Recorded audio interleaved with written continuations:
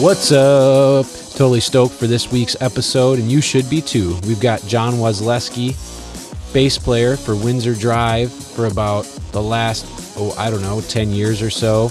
Going to get some great stories from being on the road, recording records, and what that's all about. Jon's currently a realtor, slanging houses all up and down central Wisconsin. Stay tuned, listen up, buckle up, sit tight, do it right.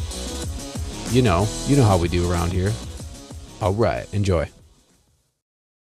Ryan and Dave Save the World is brought to you by Pump Hero. Pump Hero is an app for on-the-go moms. Pump Hero shows the location of safe and comfortable spaces to pump or provide nourishment for their little ones. Download the app today because you are your little one's hero. What's up, everybody? Welcome back. What was that? That was awesome. I tried it out. I was thinking about it today, and I was like, I'm going to try it out. So I tried it out. How'd it feel? It was good. Wasn't too bad. You were thinking about your intro? Yeah, today I was just thinking about it while I was driving, or on maybe I was. I feel like maybe I was taking a poop. I don't know. Didn't go for it hard enough, though. I did. I held back a little. I didn't commit. You didn't commit at all. You just kind of let it. All right, stay tuned. Next week, I'm going to do another one and see if I got to nail it. I'm going to find it. Yes, I believe you will. It did sound a little hesitant in there. You got to commit, dude. Yeah. All right, fine. Well, anyway. I thought you were going to try it again. I was hoping for a take two. Sorry, dude. No, I lost it. I lost the mojo. I'm out of it. I'm out of the zone now. Jon's here. What's up, Ryan? Jon Wasleske in the house, Dave. dude. What's up? Is this what we do? Cheers. Yeah. Cheers. Alex? Oh. Jon Wasleske. Your name is pretty much sounds how it's spelled for your Polish guy, I assume. Yeah, so I'm actually, my last name's spelled with an E at the end. That's right. So you're not a Polish guy. I have a little bit of Polish in my blood, but it's actually Danish. The last name's Danish. That's awesome. Yeah. Well, we have Jon on the show today because he's Danish. Yep. And it's Danish History Month. Is that's not even true, is it? Yeah. No, it's not. It's probably not. I just made it up. Now I'm curious. We need to find out there's no such Danish thing. history. I just came up with it. There might sounds be. like it could be a thing. Yeah. There's a month for everything now. That's true. Yeah. Nope. Jon is on the show because we know Jon. He's a good friend of ours. And you've certainly been on some adventures in the last few years, dude. Yeah, for sure. I mean, before we get to where you're at, let's talk everything. about. Dude, we need to. Or should we just have who is this guy? Like anybody? People are watching the show like, oh, what? Who is this guy? Who the hell is this guy? Yeah. Jon Wasleske. Yep. What are you? And just. Well, should we? Let's talk about how we met Jon first. I was just gonna say, I was thinking about when I first met you guys on my way over here, and I think I was a senior in high school, maybe a junior. Were you still in high school? Yeah, I was still in high school. Because I used to. I think I met Dave Nickel before Arcade. I met. Yeah, before the rest of you guys, and then we started doing the poker club.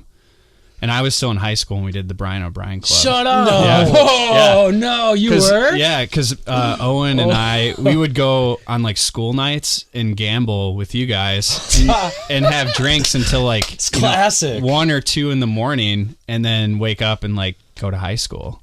Yeah, that's classic. Whoa, are you serious, dude? Yeah. I didn't know that. I thought you were older. No, it was. I'm proud of you for that whole phase. I hate playing cards. Yeah. Dude, we literally set up a poker room in their basement. Yeah, and it got so tables, big. we remember built the tables room. and everything. You didn't have cardboard, a creepy cardboard yeah. It was walkway? because we had to go 2 tables because we had so many people come into our illegal. Dude, I mean, we were so gambling sketchy. money, dude. It was so I sketchy. shouldn't even say that out loud right now, but I don't know. It take me to jail. I don't know. Yeah, well, it was like $50 at the most. Yeah, but it kept growing and growing, and what happened was, it started just as, your band, the guys from Paper Collar, and then some of the guys from the band I played in, and then it kind of grew from there. And there were people there, like managers that worked at big companies in Wausau that were showing up at this kidding house. Dead serious, dude. And I don't want to say the companies because maybe they still work there, but I'm serious. it grew from like a couple of band dudes that were in high school or in college or whatever, playing music and gambling cards to this big thing, and we like the original guys got almost worked out of the deal because it just became so big. So that's kind of why it fizzled out. But yeah, that's around the time when I first met you guys. I remember that. Is creepy and insane. Yeah, dude. I think there was actually nights where some of the people who maybe not even the original people weren't even there. Yep. Yeah. There were nights when I would show up and I didn't know anyone there. That's insane, dude. I Yeah. can't believe that. I didn't even know it was that crazy. Yeah, people still talk about it. It's famous. Dude, that's brilliant. It was the Brian O'Brien Club. Yeah, there's been murmurs of a resurrection, but Come on, dude. yeah. Don't even get me started. I got so many side hustles, I can't even do another one. Yeah, dude. Illegal casino. I don't know if I can dive into that nowadays, dude. I got 3 kids. How and a much wife. money were you guys like was like going across? Well, you want to know what's really jacked up, and I don't even know if I should say this or not. But I think it was. I mean, people would buy in for more chips, like real dollar amounts. Yeah, absolutely. So We're you talking could like buy in multiple times. Yeah. And it was tournament style, so you'd play until there were only one person left. and then and you could buy in as unlimited buy-ins. Yep. Wow. Yeah. So And you could walk away whenever you wanted, and we'd cash them out. Yeah. That's so shady. Dude, that's so sketchy. Well, I mean, but nobody was making money, actually. We were making money off of each other. Yep. No, we weren't. We didn't start with $1,000 of our own money and then Right, until these rich business owners start showing up. Exactly. Throwing. Yeah. Well, that ended quick enough because That's kind of when it fizzled. It got too big, and yeah, that's crazy. But- so, Wow, that's dude, so crazy. Was that like in the band era time? Yeah, because it was the Paper Collar Joe house. Yep. Yeah. In their basement. So to rewind, I met you guys through music. Yeah, Yes. no, Okay, for yeah, sure. right. That's So the Pocketbook Revolution, y'all's band was, I mean, one of the, in our local scene in the, early 2000s, I would say you guys and Paper Collar Joe, who was Corey's Falling, were the two local bands that had a pretty good following around. we were kind of just the older guys. Yeah, and I mean, we looked up to you guys a lot, and the guys from Paper Collar, because you were doing things kind of this DIY, like, Right. there was a little bit of a scene here in central Wisconsin, and I think we were kind of the new band. We would open a lot of the shows for you guys, try to get on shows with you guys, and that's kind of how we met, I think. well, my recollection is actually, and I was hoping you were going to go here, but as soon as I start, right. you will, was the Battle of the Bands we played at Mosinee High School. Yep. That's when we actually first met. Okay, yep. And I was actually, for 10 plus years, I play, we can get to this later, but the band Windsor Drive. And before I joined that band, I was in a high school band called, I don't know if I want to say it. Say it. You All have right, to say it. Jesus. Our name was Armed with Nickels. Dude, which is not a bad That's an name. awesome name, dude. I love that name. There was a band in Florida called Penny Arcade. Oh, okay. That cool. is So it actually reminded me of that. actually Yeah. a sweet name. So it was me and like 2 other dudes. We were a 3-piece group. We had, a handful of songs and played covers, but Wasn't Nick Jones in your band? I think he played with Paul. Oh yeah. Has Paul been on the podcast? Not yet. Not yet. Okay, cool. Nope. That'll be a good one when he's Yeah. on there. So yeah, we played that Battle of the Bands with you guys, and I had known who you guys were just because I was one of those kids that just like hung out at local shows. Like I loved going to shows, so I had seen you guys play before, and I had seen Paper Collar Joe and Corey's. You Fallen saw us play before we ever played with you? Yeah, Oh, weird. yeah, for sure. Huh. Weird. Yeah, and I knew Landy was just crazy on stage, and Dave, and I mean, you guys put on an amazing show. Weird. Yeah, so I knew who you were, and then we did that Battle of the Bands thing, and I think we gave you our money. I think Yes. we So ended up that's what getting I like remember, 3rd yeah. place or Dude, something. thanks. I never knew that. I mean, it was Yeah. like $50, but Because you guys thought that we should have placed at least. Yeah, and gotten some money. And yeah, so you guys because felt we were bad, kind so of gave us- fans of your band, yeah, at the time. So we were like, dude, we got third. We don't know how we got third place or second or whatever it was. And we got like a small winnings. I think it was like $50. And I'm like, we should give it to the guys from Pocketbook because they're way better than us. That was so nice. Yeah. I never knew that. Thank you. Yeah. That's wow. crazy. So cheers. So that's kind of how we met you, or I met you for sure. Yeah. Because I think we kind of talked and we started hanging out. Dave had like a small apartment downtown and, we got into some mischief. Oh yeah, dude. Lots of it. It was, tossed a lot of frisbee on dude, you were always such a nice kid though. I'm not that sounds really shitty, dude. That sounds terrible to say that. I don't mean to say that. I was a few years younger than you guys. And dude, I didn't smoke cigs like the rest of the guys. Right. You were just a really nice guy and like Paul and all you guys, like we kind of met all you guys around the same time. Yeah. And I was just always like, man, they're such nice guys. Like, you you guys were always really nice. You and Dusty and Kip and like all you dudes. And it was just fun to hang out with you. Yeah, no, like I think about those I feel days. like we could really corrupt you guys. Oh yeah, and I think you did to an extent. I was kind of was like, let's show them the ropes, dude. Let's show them the ropes. And like you guys probably don't know this, but you kind of did to an extent because I feel like that prepared us for what was to happen. Been on I don't know how many tours, but that kind of prepared us, I think. Yeah, that's awesome. I remember doing plenty of like cabin. I mean, I think we even went up to your cabin one time. Yeah. And had a party there and a New Year's party. I remember we made some ball and like threw it off your roof. We did our own ball drop. Yeah, I was there for that. Dude, that was a good Thanksgiving party. Or New Year's party. Yeah. What the fuck? Yeah.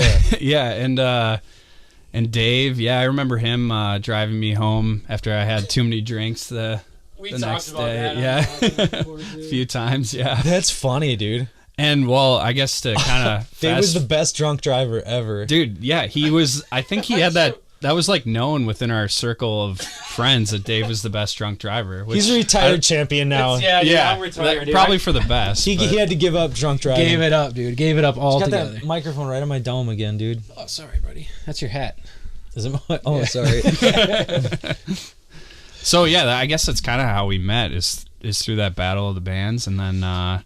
So then I moved back to Florida. Yep, I remember that. And Pocketbook kind of dissolved. Don't get me going on that shit. Don't even start, dude. Don't even start. Fucking dude, hold up. No. After all the shit that our band went through, like we were done. And then all of a sudden you bailed on me. Bro, we tried. I was crying to Ashley about this last night. She's like, whatever happened? Like, why'd you guys break up? I'm like, Dave bailed. Like, he freaking flat out left my ass for Florida. Okay. But now he's back. In a big way. Dude, we left freaking... Okay, we had Dan Suko playing the bass. It was awesome. Dan was great. He was good at it. I was going to mention that later. And we had Neil on drums. But... Neil was awesome. And Neil was good too. Super awesome to party with. I feel like this is a separate podcast altogether. The history of the Pocketbook. How we roll. But okay, we'll get there another day. Okay. We'll get there another day. Oh yeah. Sorry. Tangent. So what the hell was I talking about in the first place? We were talking. You bailed. I got upset. Well, I went back to Florida. It's good. We're good. Yeah. And then we stayed Windsor in touch Drive. A little bit. Yeah. So Windsor Drive, dude, then I started seeing, that's like when freaking, Facebook and MySpace all kind of kicked off, and I'm like, you guys kicked it to a whole other level. Like, it's so tell us about that. Like, I left, you guys were still going, there wasn't really a scene anymore, right? No, there was no bands, everyone kind of took off. It's so weird, and I'm glad I'm here to talk about this because it's kind of I never really talk about it anymore, but it's cool to like think back to those days. And once you guys kind of disbanded, we started throwing our own shows in Wausau. We'd rent out like VFW halls. I remember coming to those when I'd come home for Christmas. Yep, and they just I don't know if it was just the right time. I mean, we were just graduated high school, kind of in that time period where kids were looking for something to do in Wausau.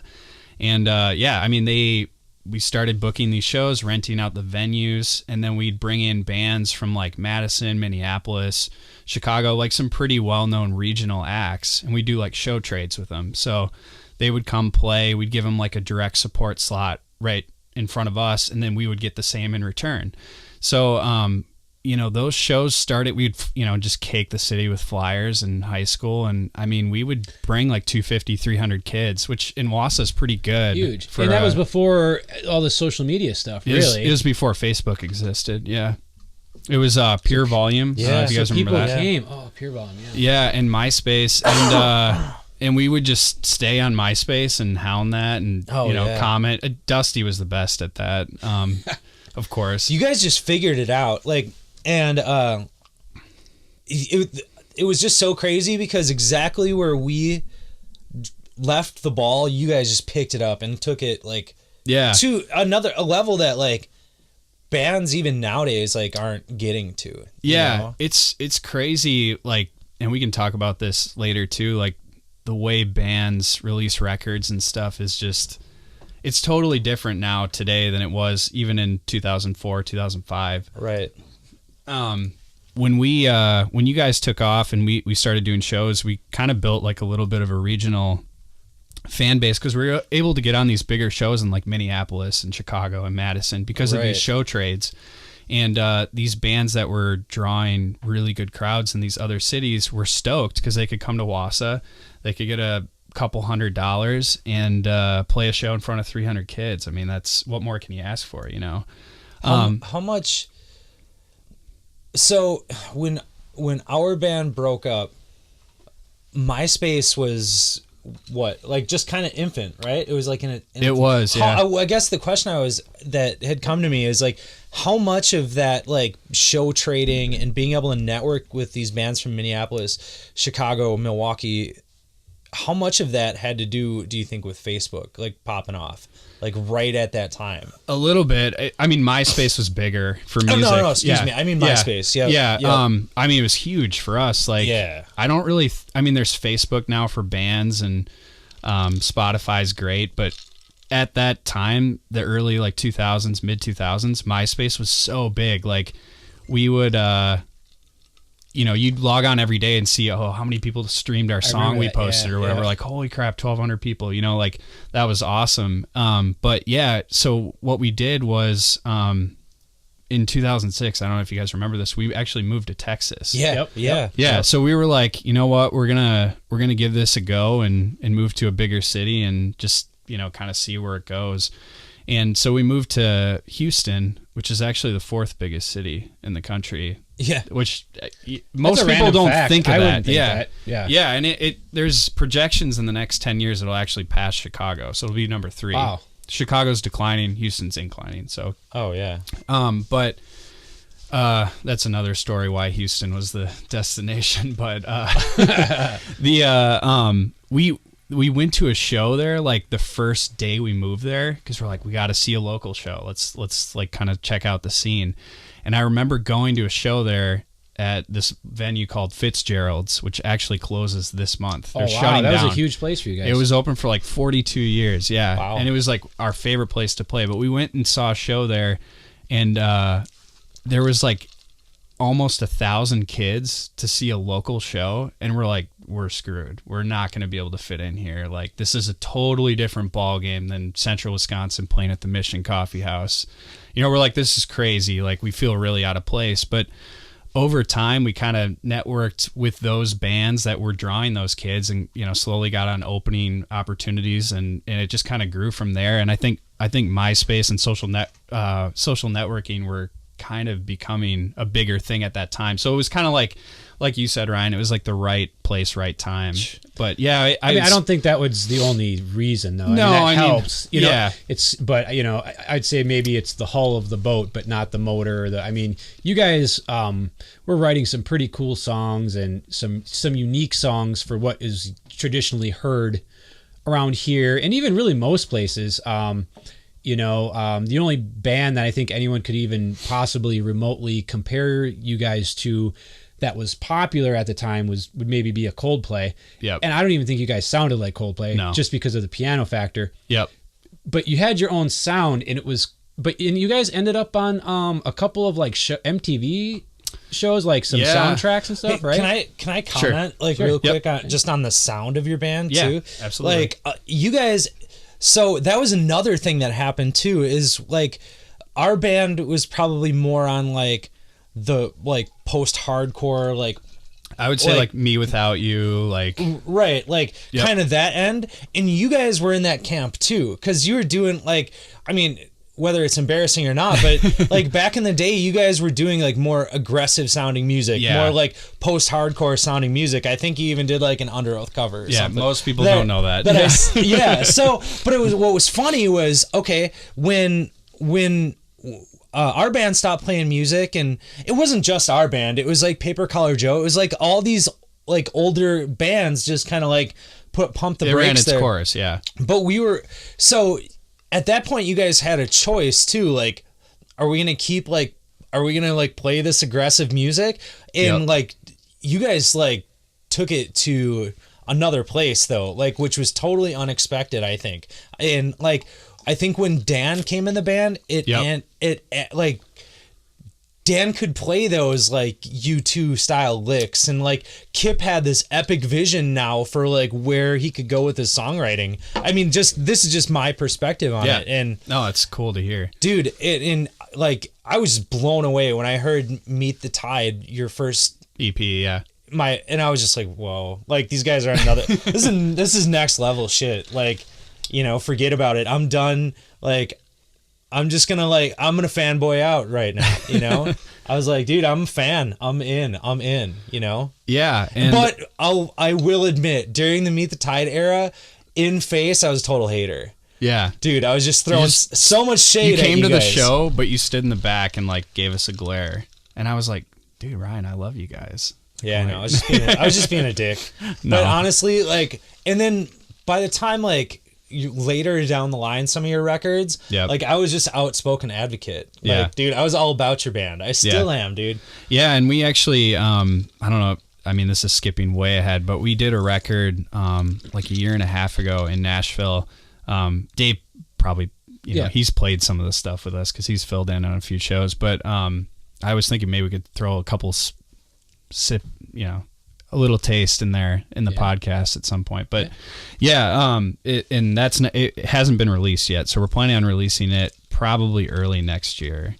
Well, cool. I'm glad. Dude, that's that. another thing too, though. Is like there's not like the end of this story. Like it's probably Windsor Drive is still a thing. It's still a thing. It's just you know, it's, I guess, slowed down significantly would be the best way to say. I mean, we live in different parts of the country. For sure. Yeah, and in real life happens, and you know, whatever. But I guess rewinding, it was. We always looked up to you guys, like, as a band, just because we're kind of like, you know, that when we first started, we're like, man, those dudes, like, they like knew, you know, I mean, Dave introduced me to Mike Hoffman, who did your record, and he did some demos for us and stuff like that. So, I mean, we could probably talk a lot about that. I don't know. There's a lot. There's a lot of places to go. Yeah. So currently, so that's kind of the Windsor Drive, you know, musical. We match. Hold on, we gotta go. There's a lot in between. We can. I mean, I know. Are we on Windsor Drive right now? Is that what we're talking about? Yeah, just ask away. Okay, you can ask. Okay, I mean, I've got a million and one things I want to talk about regarding Windsor Drive. Sure. But first and foremost is like, you guys. Okay, you automatically began this networking. Yep. Where you kind of ran with like the Appleton scene, and you guys were the ones who broke the ice with like Number One Fan and we Ivory. Played tons of shows with those guys, dude. And all three of your bands like just had that similar like style and vibe. Yeah, exactly. Good for call. Sure. Dude, anyways, so it just started really popping off. You guys were networking with these bands in these bigger areas, and moved to Texas. Yep. Fuck, I totally lost my train of thought. It's okay. So we moved down there, and then that's where we kind of left. Oh, hold up. Go okay, for it. Boom. Here's my question, or my question. Right? Okay. So you guys toured multiple times across the country. Crazy amount, yeah. Vans Warped Tour, numerous. I mean, Was that before or after Texas? who like After. I don't even want to. I don't want Most to. of our tours were after. Yeah. I don't want to even start like naming off the bands and musicians you've toured with, played with, Yeah. associations, all this crazy shit. What's so funny to me is I think it is not even arguable to say that you guys were the most or are the most successful band out of North Central Wisconsin. Out of Wisconsin, almost. Like, aside from who? Cheap Trick? Like, I mean, seriously. Yeah, So- I mean, we kind of carved our like niche in like the indie scene, and I mean, in the indie world, I would Yeah. say yes to what you just said. for sure, yeah. And I think But to the level where you guys had a producer like you did, that you record at Sonic Ranch, like, okay, Yeah. hold the phone, like, that's next level shit. So here's the big thing here is, why do people throw so much shade at you guys? Why do you get so much fucking hate? The local scene will not They hate even us. claim Yeah. you. yeah. But What the what's weird fuck? is the last time we played here, I mean, it was packed. Like I don't Every get it. time. Yeah, Every there's always time. tons of people that come And out. people but love it.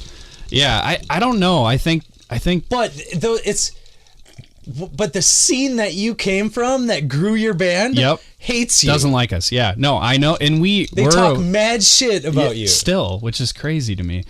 No, we're aware of that, and I mean, I think a lot of it comes from, once we put out Meet the Tide, that was very, I mean, we wrote those songs like when we were living here, and we kind of recorded it. It wasn't produced like anything, and then we started working with a couple bigger producers, and I think our sound changed to even more mainstream sounding. The guy that was managing us at the time had just got Augustana a record deal, and we kind of, not that we sound like Augustana, but we kind of fell into that range, I guess. Sure. Piano, lead vocals, Yep. lead singers playing the keys, whatever.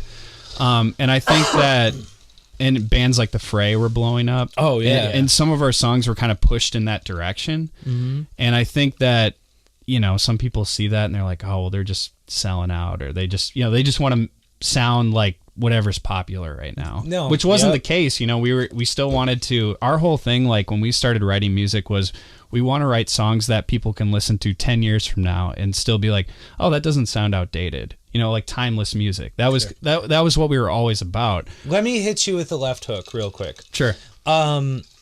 Here's something I've heard from local kids, and why the local scene left you guys is boy. because, like, Ryan's good at this. and I think the argument that a lot of kids would have if they had the balls to actually say it to you, Sure. would be something to the effect of, "Oh, dude, like we were just a young band and we really wanted to get on a show you guys threw at the Elks Club, or Yep. the Elks Lodge, right? And you would have nothing to do with it. You would rather have a band from Minneapolis come." Sure. And that's why, I mean, that's something I've just heard, like, Yeah. because I'm still try to stay connected to the scene. Yeah, So I know it's these, hard now. I know these scenesters out there that Players, just got yeah. got these stories, man. And I don't know what to say. Like, cause honestly, it's like, well, that's why I fucking hate those guys, is because blah, blah, blah. They wouldn't have us on our show. Yeah. I'm like, okay.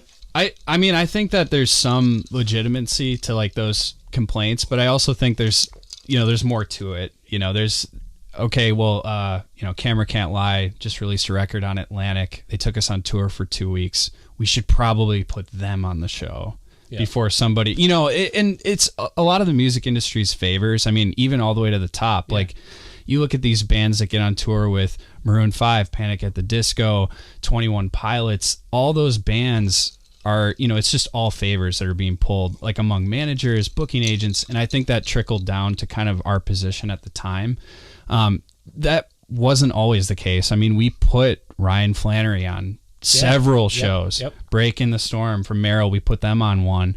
But at the end of the day, if you're bringing 10 kids out to a show in a city you're from, that's not very valuable when a band from Minneapolis is drawing 35. It's kind of, we would help out bands, but it would also, it gets to a point, where it has to make sense for everybody. And, I know a lot of bands would get bummed out because they'd be like, well, we only got a 20-minute set at, the time doors opened or whatever. And it's like, in bigger cities, that's the way it goes. I mean, not to toot our own horn, but, most of the people that were showing up were there to see us, play our record or, whatever. Cause we were putting that initial investment, in sound, lighting, what have you, especially in Wausau. I mean, there's not an all ages music venue here. So, to put together a show was a lot of upfront costs for us. What were you gonna say, Ryan? But the thing is, like, a lot of kids weren't looking at this logically, though. Right, yeah. Like, if you guys are when you decide to throw a show, you have a venue in mind and you have artists in mind to play the show with you. Yep. And it's like, you guys at this point were touring with bands like Camera Can't Lie, and bands on Atlantic Records from and Indian Lakes, yeah. Right. Yep. So what these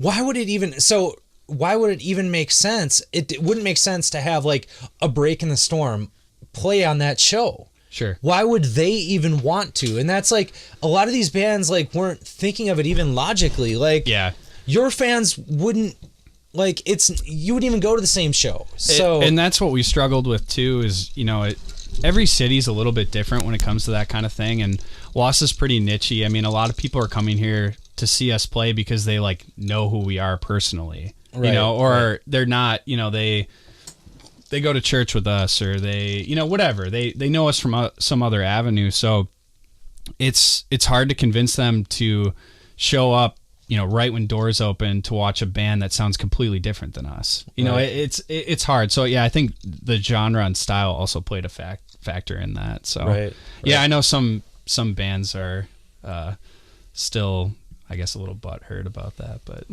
well, dude, I don't even think that's it. It's just like, it's just you guys, you've just been abandoned by the very scene that you came from. I know, it's so it's weird crazy to me. Like, I think a lot of people forget that we had those roots, and they just see, oh, Windsor Drive had a song on The Hills, Windsor Drive had a song on Teen Mom, like that kind of thing, and they forget. I mean, in my opinion, we worked every day at our band. Like, we ran it like a business. We woke up. Yeah. When MySpace was big, we were responding to every comment that was left on our page. So who can blame? And it was DIY. Exactly. You guys, we never had a major record label. Every step of the way, did everything for yourselves. Yep. And we did Vans Warped Tour as an unsigned band. We were on Kevin Lyman's stage. Dude, do people think that touring is a joke? Yeah. Like, you guys were doing Warped Tour in a fucking van. I think they thought that was I mean, if you haven't done Warped Tour, you don't really know. You see them, you see people walking through with, I know how fucking hot it is in the summertime. Dude, we would I know Warped Tour ended this year. It was last year they had it, but we would never do it again. It was brutal in a van, and we made a ton of money. Relatively at the time, we thought it was a ton of money, but in all aspects, it was successful. Did you make money on merch and album sales? Dude, yeah, merch, album sales. I mean, they pay you a pretty good guarantee to play, a 20, 25-minute set. Do they really? Yeah, yeah. Awesome. I mean, Kevin, he ran that show. I mean, that thing is ran like a well-oiled machine. I mean, it is really well ran. The people that are on that tour that have been doing it for years. Did you guys meet Kevin Lyman? Yeah. Yeah. Oh, that's cool. I have a cool story about that, actually. Yeah. So, like 2 years ago or a year and a half ago, when we were tracking this last record in Nashville, I had this guy walk up to me at the Village Pub, which is a popular bar there. He said, "Are you on Windsor Drive?" I said, "Yeah." And he said, "Dude, I was in a band that followed the tour. They weren't playing it. They were just following it and handing out CDs at every show or whatever," which I know some bands did. And every once in a while they got invited in and they would play like a set, like acoustically at some tent or whatever. And he said, "Dude, every day we would go see Kevin Lyman speak." And he told me, and he's like, "I never forget this, and I wanted to tell you this." He said he specifically mentioned you guys by name at one of his talks. And he said, those guys, they don't sound like any other band on this tour. They have a freaking piano on tour, on stage. And we're playing next to like Asking Alexandria and Devil Wears Prada. These like crazy heavy bands. And he's like, they're doing something different. And he just kind of gave us like a shout out. And he like walked up to me, and I had no idea that Kevin said that. My only interaction with him was like day one. I'm like, hey, thanks for having us on tour. Like, I used to come to this tour when I was little, and this is like great. And then the last day, we just thanked him for having us. So it was like really cool to hear that from like some random person. And I think that'll always stick with me because, Kevin Lyman in the music industry is kind of a pioneer. Yeah. Dude,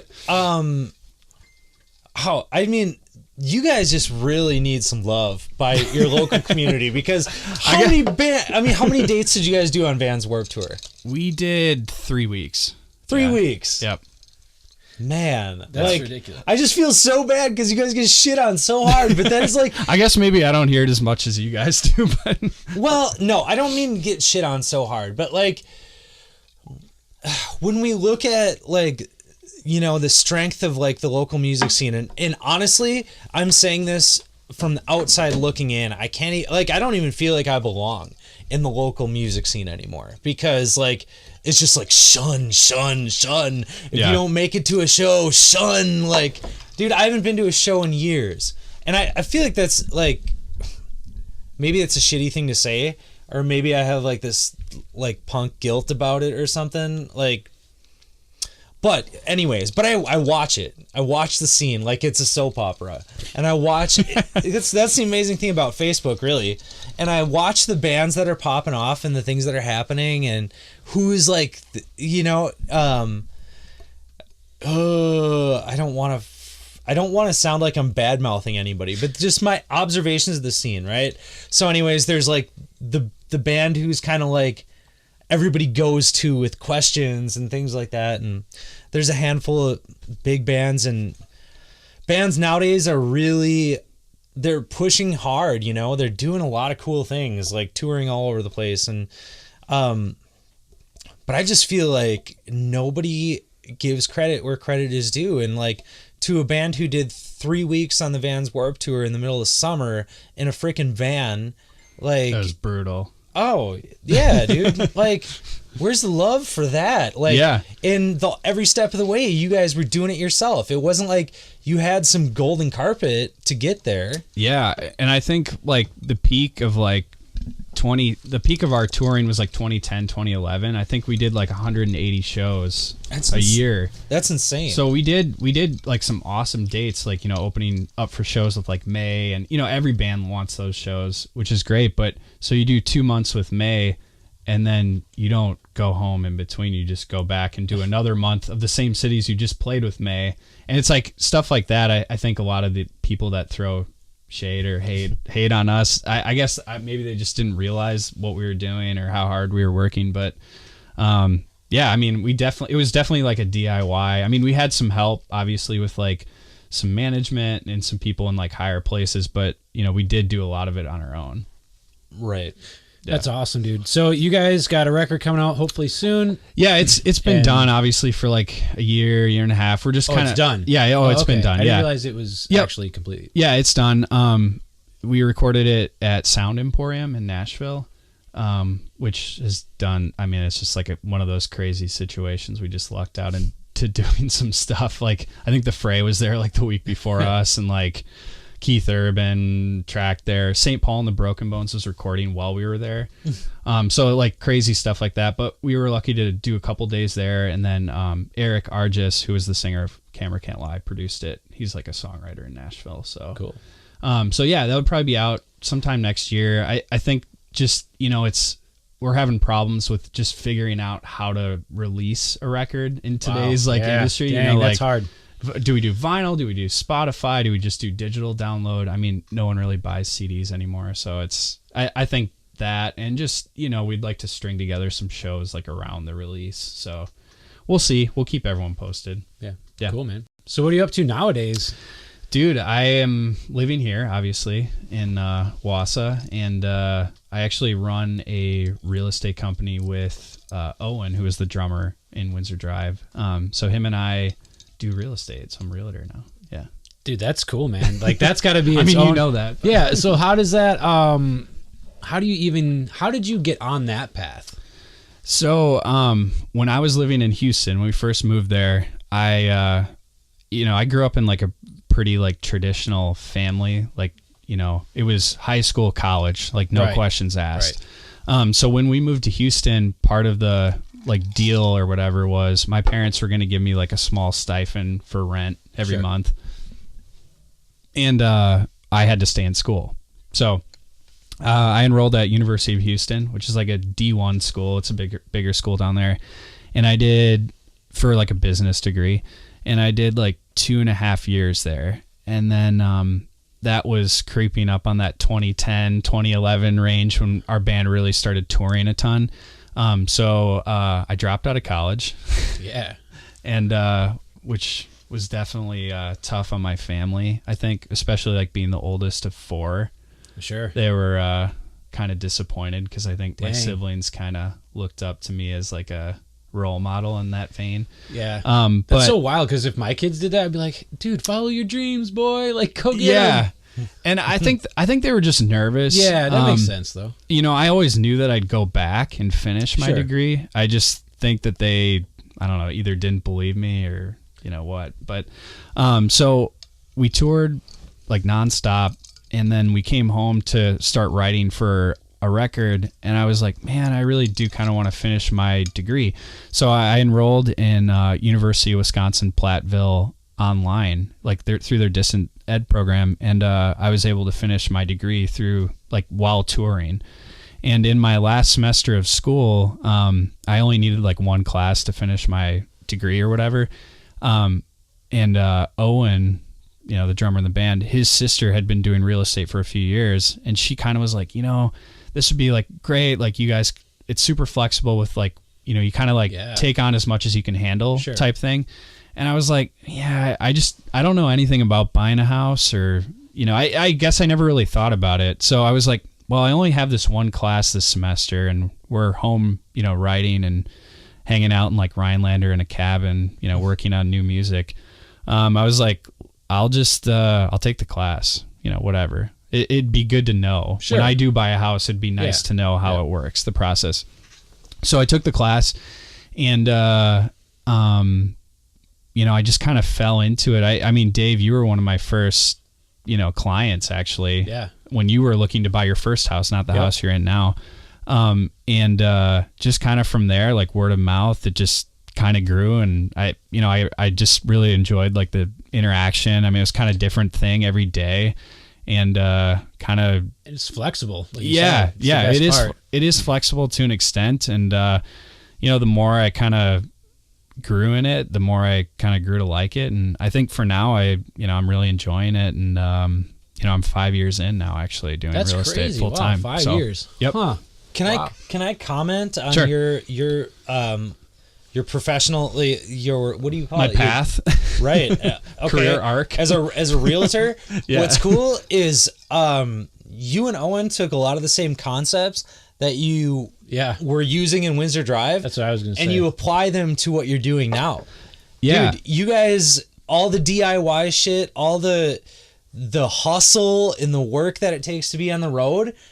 You guys throw it right into your realty company, and I know firsthand because you sold my parents' house. Yep. In like 6 months. Yeah. Yeah. Like, I think it was less than that actually. Not excuse me. I don't know, but dude, it was listed for a year and a half. Like I think it was like before. 3 months. Yeah. It was, and you guys in the dead of winter too. You know what the difference was though? Is the hustle. Yep. You guys worked, dude. You came in there, and my mom was so impressed. So was my dad. My dad's like, should have seen that camera he had. Yeah, your dad is scary, by the way, Ryan. Real big camera.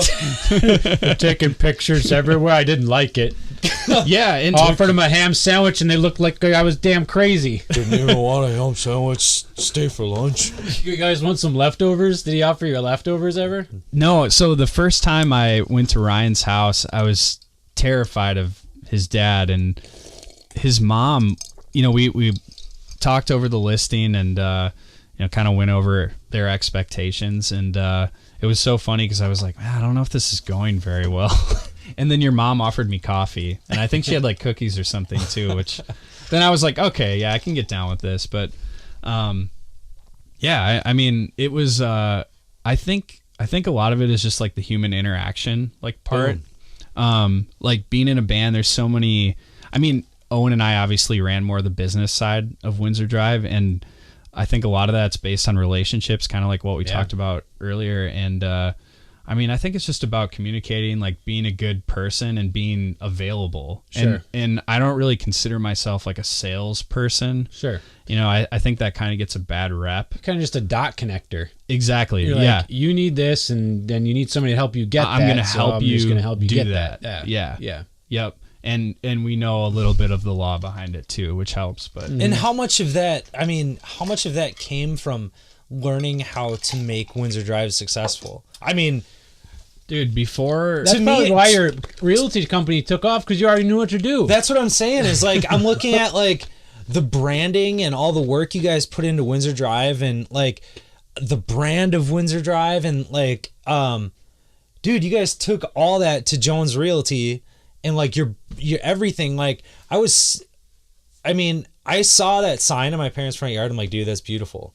Like that's really nice. Like in your portfolio that you had with your business cards and dude, no joke. The photos you took of the house, I think sold it. Yeah, absolutely. So what it's the first thing I always tell people when I meet with them to list their house is, a lot of people are like, well, are you going to put that listing in the newspaper? And I'm like, no, we're not going to actually. Right. And they're usually surprised at first, but I'm like, listen, we're going to spend the marketing dollars where it makes sense. We're going to put our effort into what makes sense. We're not going to put a 2-line description and a black and white photo in a newspaper when I could take that $100 and use it on Facebook advertising, Boom. and get That's some brilliant. awesome pictures, because the thing is people are going to see that in the newspaper, and then they're going to go online and Google the address, and what are they going to look at? The photos that you took. Yeah. So, I mean, really, like, it just kind of makes sense to me. But you're right. I mean, I think a lot of what we did in the band kind of, in a weird way, like correlated with some of the business ideas we had when we were doing the real estate you company. didn't even skip a beat. You're like, yeah, we already know what to do. Yeah, Right. kind of, Like, yeah. Just boom, okay. And then back to the point that you guys are just really nice guys.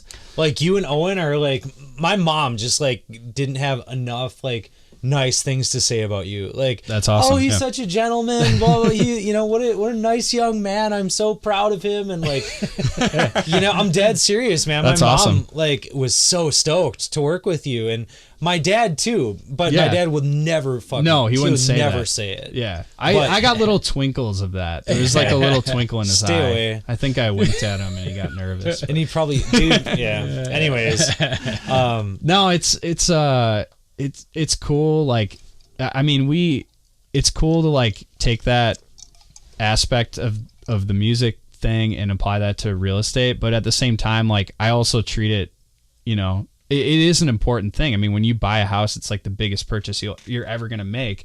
So I'm going to take that job seriously. I mean, these are legally binding documents you're signing. Yeah. I mean, we're like a step below a lawyer in that situation. So, yes, it's like awesome to like throw some cool business cards and take some awesome pictures, but like at the same token, it is like a really big deal. So, we treat it like that. You respect wow. that. Yeah. Wow. Yeah. Wow. Like So how can people get a hold of you if they're looking for a house? Dude. So we have a website. I mean, it's jonesrealtyllc.com. Otherwise, you can find me on Facebook. Yeah. It's Jon, Jon. Last name is Wasleske. Otherwise, I get random calls and texts. My number, should I share that?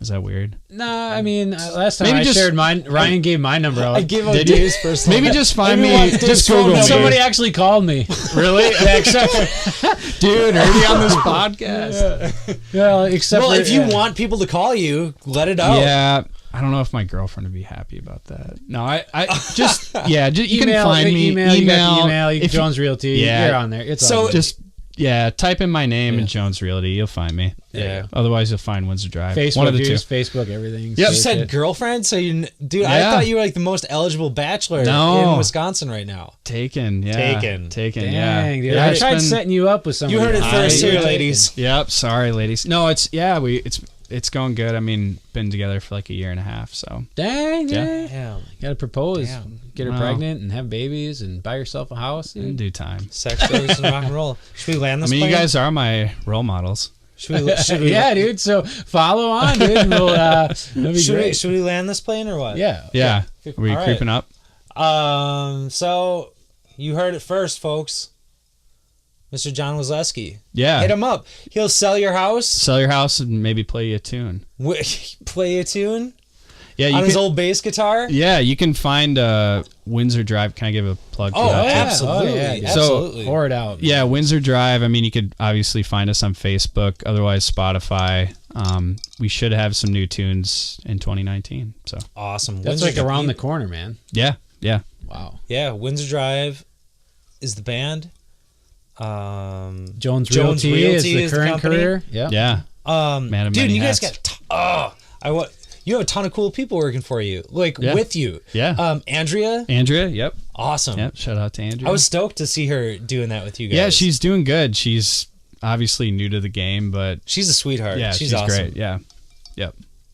Dude, such good people working for that Yeah. company. If you're selling a freaking house, are you looking for a house to buy? Oh yeah. Why would you screw around? Call me I'm up. not kidding. I'm telling you right now, I bought Dave's- both of my yeah, houses Dave's from second. John. I'm not Yeah. kidding. Why would you screw around? Yeah. What are you waiting for? Dude, I was. Are you dumb? Yeah. Like, are you dumb? If Yep. you're selling your house, if you're working with anybody but the Jones Realty Group, you're a fool. You're Yeah, just dumb. exactly. Ditch the losers. Wait, ditch the zero. Get with the heroes. You're Yeah. dumb. We're not a big Dumb. we're not a big franchise. I mean, that's there's just a few of us that work there. We don't have that crazy franchise fee that like People are Coldwell so Banker, First stupid. Weber, that kind of stuff has. You but- heard it first, folks. People are stupid. You're dumb.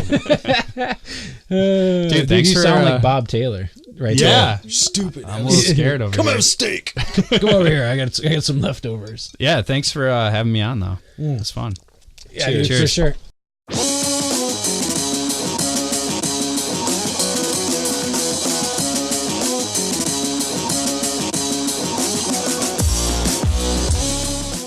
Thanks for tuning in to another episode of Ryan and Dave Save the World.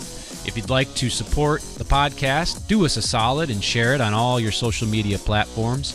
If you'd like to chime in, get a hold of us, or just leave a comment, we're on YouTube, Facebook, iTunes, Google Play Store, Podbean, and don't forget to email us, ryananddavesavetheworld@gmail.com. One love, y'all. Catch you on the flip side.